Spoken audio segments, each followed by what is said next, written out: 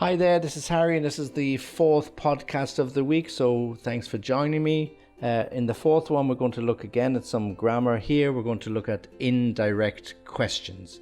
What are they, and how we create them, and why do we create them?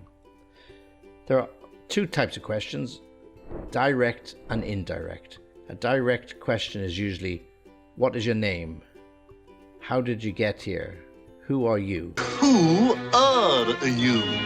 Okay, so very direct and often can sound a little bit rude. If we don't want to sound rude and we want to give somebody a good feeling, or indeed we want to come across well, then we change those direct questions into indirect questions. And to do it is quite simple.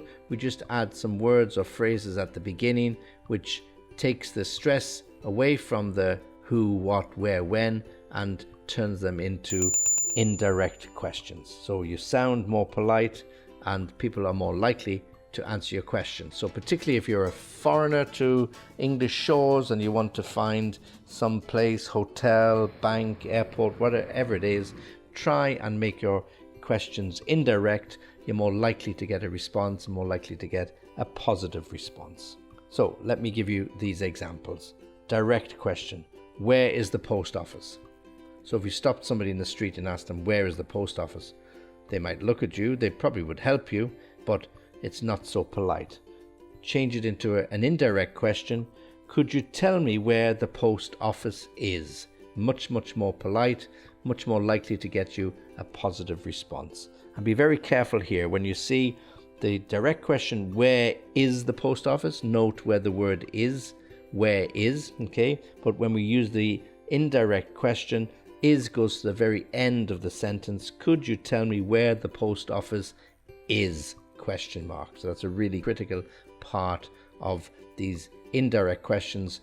The verb changes its position. Okay, so this is just something that is really important, because if you say it in another way, then it'll sound a little bit strange and people will know that you're not a native speaker. So direct question, where is the post office? Indirect, could you tell me where the post office is? Second example, has John been invited to the party? Direct, has John been invited to the party? Indirect, do you know if John has been invited to the party?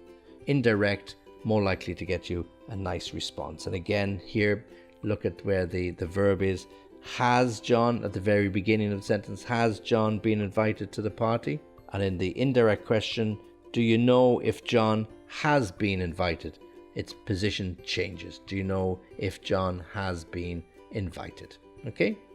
And then the third example, how does this work? So you're looking at some piece of machinery or mobile phone or some bit of technology, and you just ask somebody, how does this work? Sounds very rude.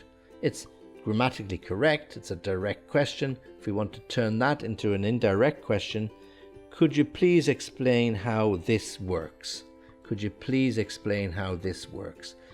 Very indirect, very polite, and very definitely likely to get you the answer that you want. Could you explain how this works? And again, let's see what we've done with the word order. How does this work? Could you explain how this works? Okay, you can see that this and has changed, and works has changed its position in the sentence. How does this work? This work at the end of the sentence. Could you explain how this works, please? It's not at the end of the sentence. It's changed its position. Okay, so really important when we want to ask questions, that we try and avoid direct questions where possible, when they are just who, what, when, how, because they can come across as a little bit impolite. Even though you may not intend it that way, that's often how they sound. Just by adding some nice phrases, would you mind, could you please, could I ask you, is it possible, do you know, then all of those expressions change the sentence immediately into an indirect question. Okay, so that's our podcast for this week. Thanks again for listening. I hope you enjoyed them. And as always, if you want to get me, you can get me on www.englishlessonviaskype.com. Very happy to answer your questions. And if you have any comments to make, I'll always read them and get back to you. And as always, when you get onto the web page, you can see the link to the Easy Peasy Club. If you have any friends or colleagues that you think might benefit from it, let them know. Okay, join me again soon. Thanks for listening.